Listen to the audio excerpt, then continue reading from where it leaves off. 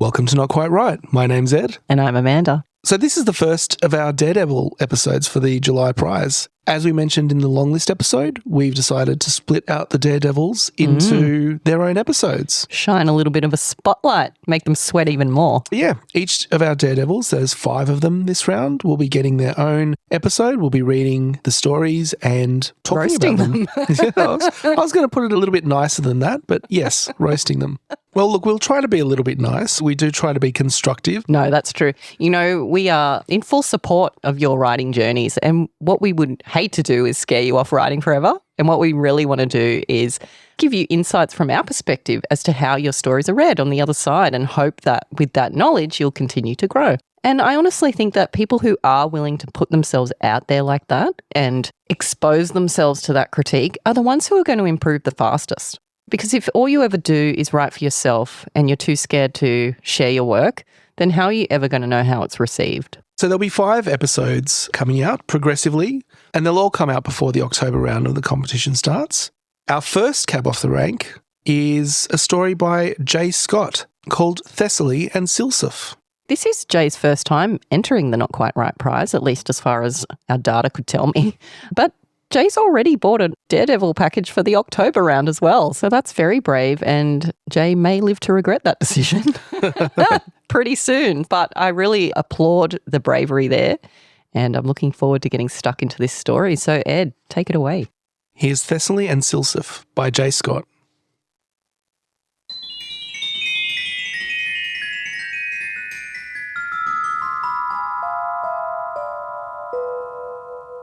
At midsummer, tangled together with Thessaly in a clearing of lavender and birdsong, Sylsiff lets slip the fate of all summer spirits. Autumn has no place in her court for us. When she comes, we dissolve into her chill. Until next year, you mean? The sting of command edged Thessaly's voice, as if somehow his words could make an unnatural thing true. The breeze spirit laughed. Good things are not meant to last forever. But hush. Sylsiff wrapped the princeling in tendrils of air, tickling his arms, caressing his bare chest and the curve of his naked hip, pulled him down into the night dew, into a fresh embrace. In the quiet afterward, while Thessaly dozed in the tall grass and crickets took up their chirping, Sylsiff watched stars turn through the sky and tried to make himself believe he wanted to be good more than he wanted these moments to last forever.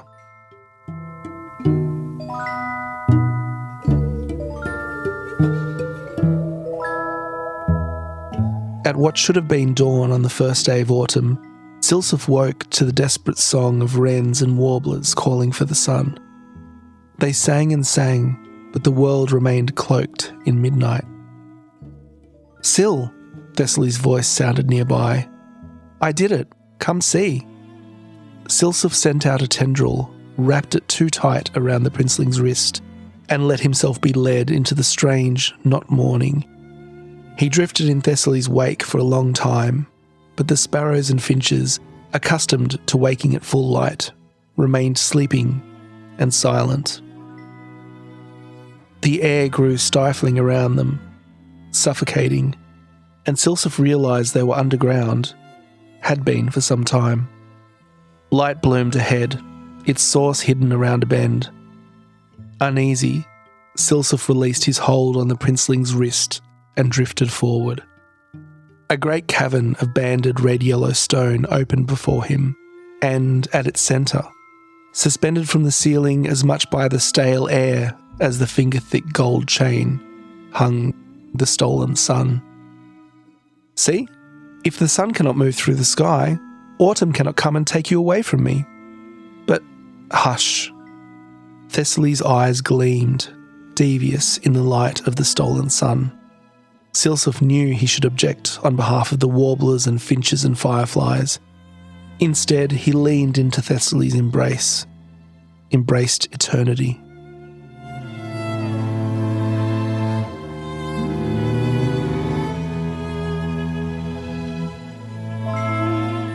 Slowly, the sun scorched the cavern inhospitable.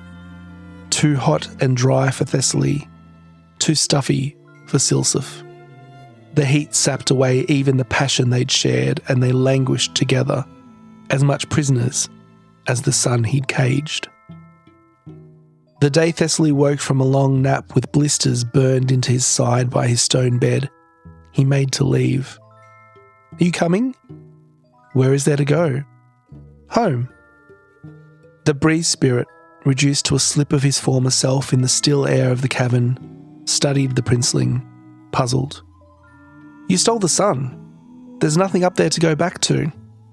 Thessaly said something, but all Sylsiff heard was the chorus of his own thoughts. No warblers, no finches, no fireflies. No good things could last forever.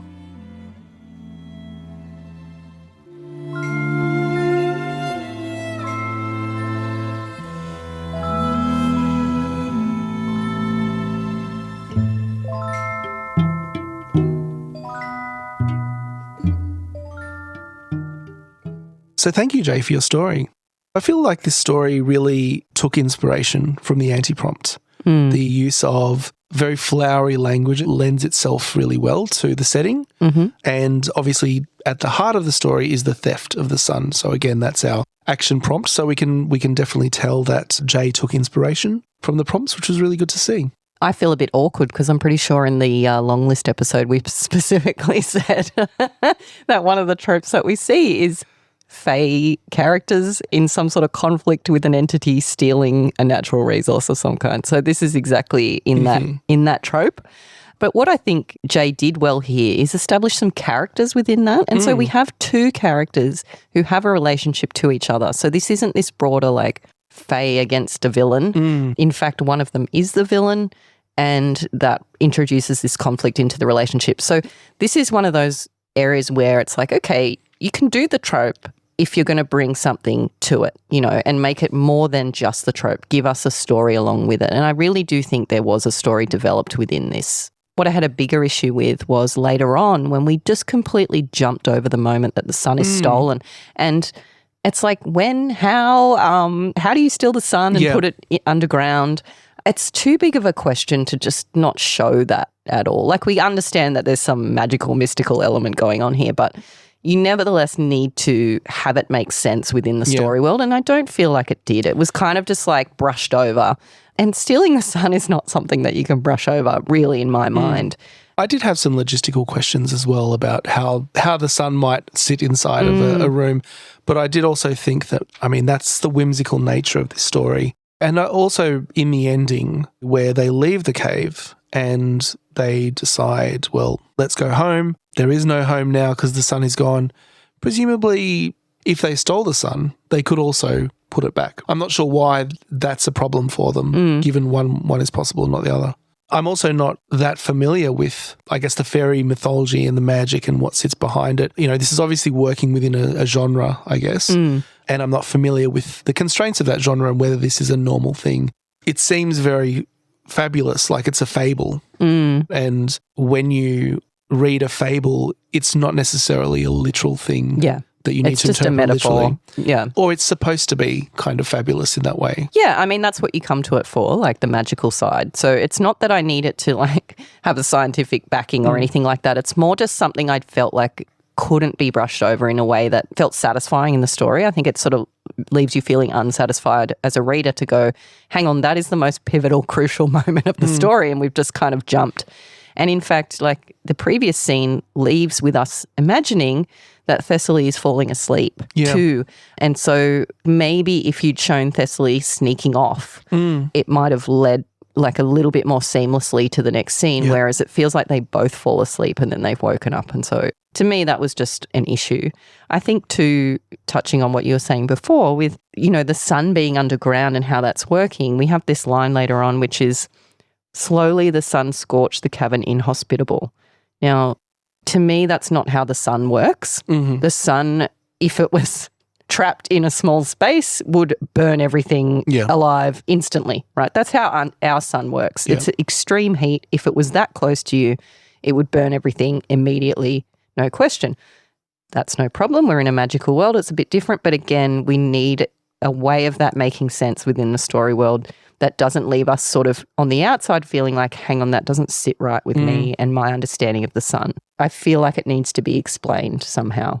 Yeah, for me, I don't know if it was necessarily that explanation, but I was on board, I guess, for the idea of the sun being stolen as the premise of the story, and then that needed to go from that premise to represent something for the characters, and to have them sitting in the cave and feeling scorched and burned.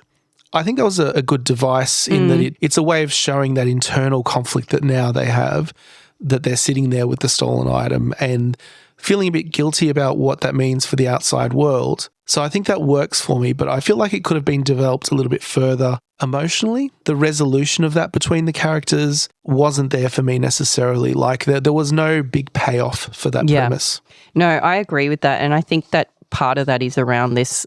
We've sort of taken this long journey to get to the stealing of the sun.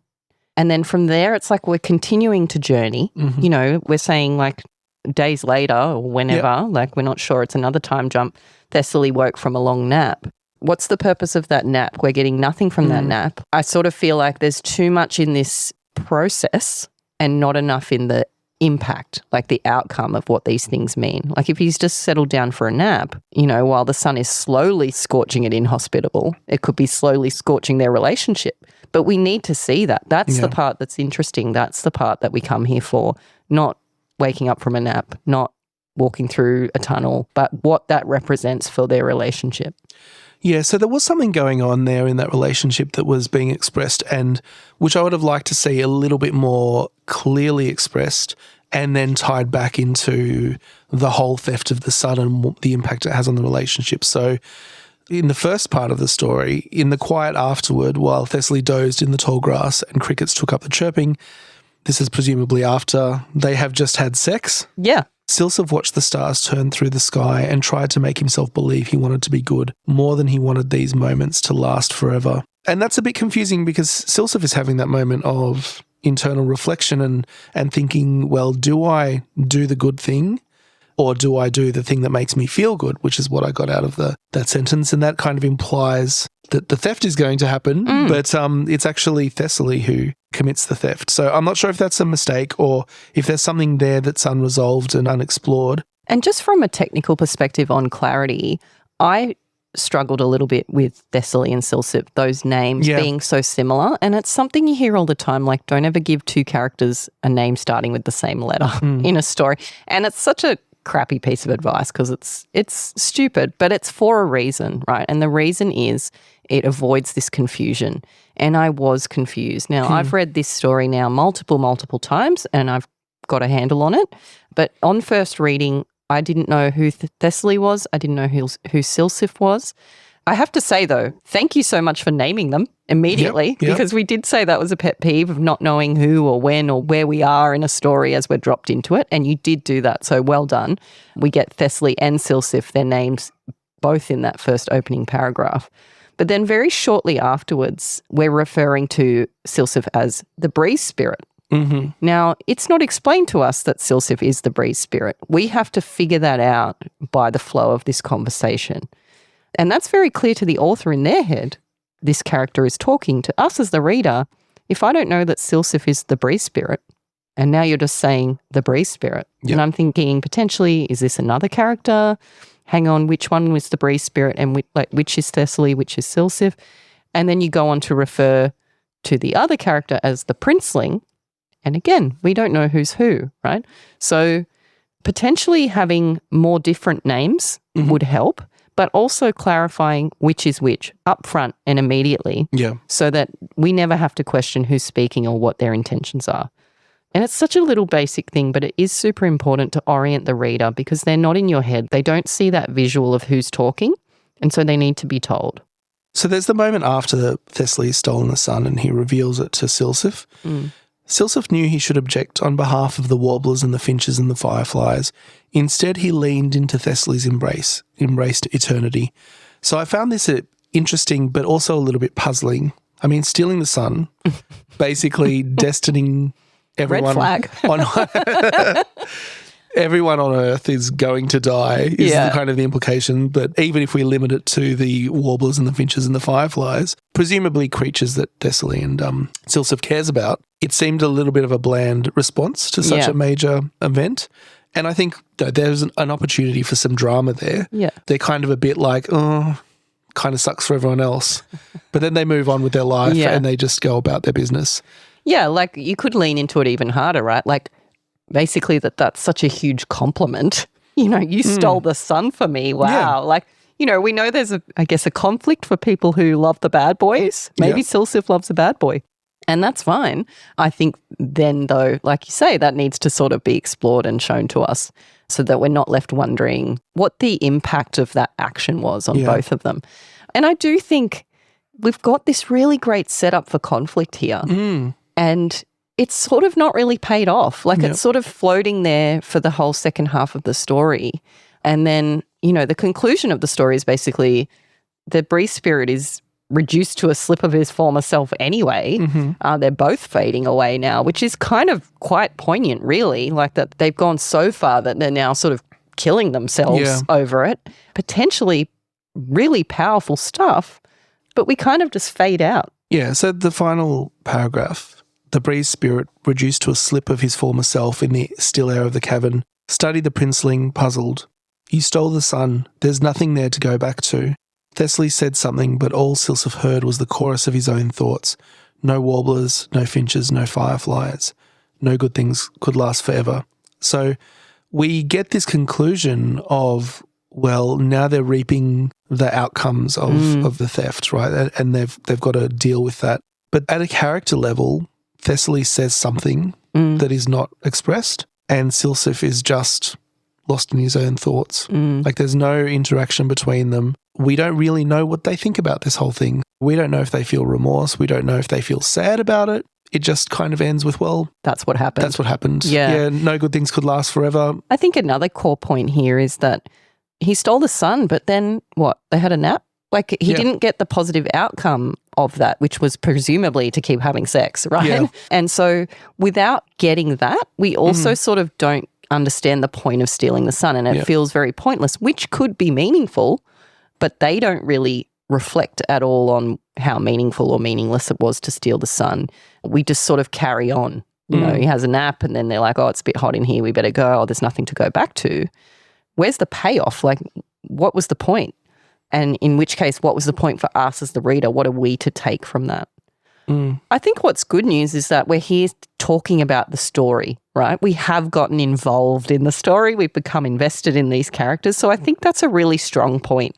And we say all the time that character is so important. And I think that this story did have character in its favour.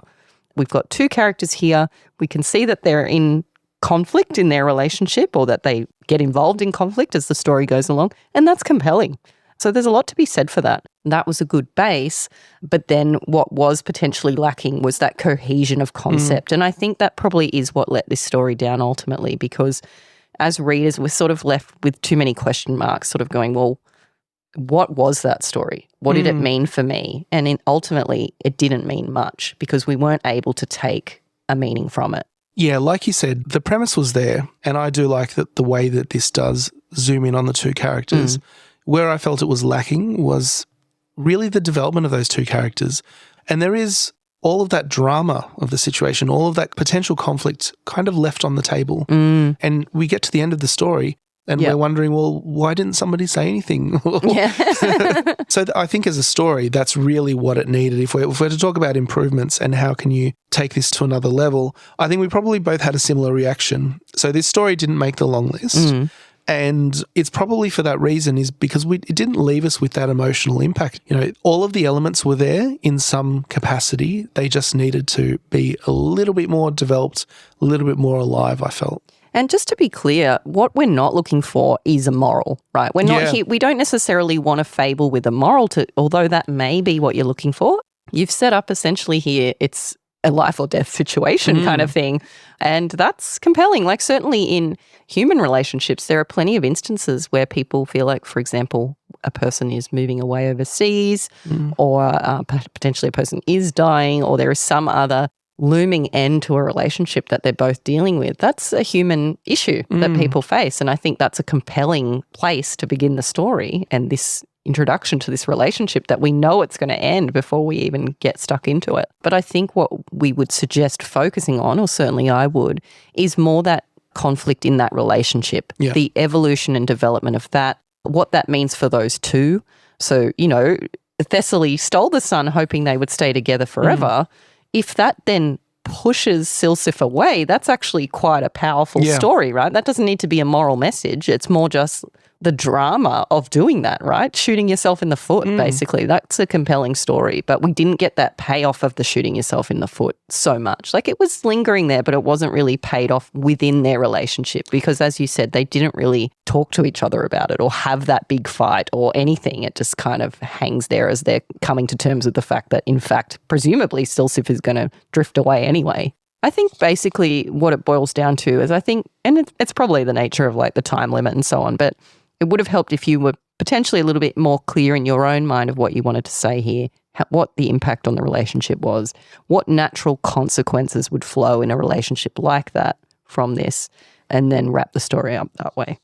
And just finally, just quickly, we'll just go over the take on the prompts, okay? Yep. So the table prompt, we had inhospitable, which I think is great. I was expecting words like that, a nice word, and it's certainly hidden. It doesn't jump out at you. Yeah. So that's totally fine. Stealing the sun. I mean, if you're going to go extreme, great, you've gone extreme. That's a good choice. And certainly within this fairy realm, that's going to make sense. And then from a purple prose perspective, this was one of those authors who just went really hard with the purple prose. We've got really evocative descriptions, but it makes sense within the context of the story. So I think all of those prompts were handled quite well. Yeah, and like I said at the outset, it is a setting that works with purple prose.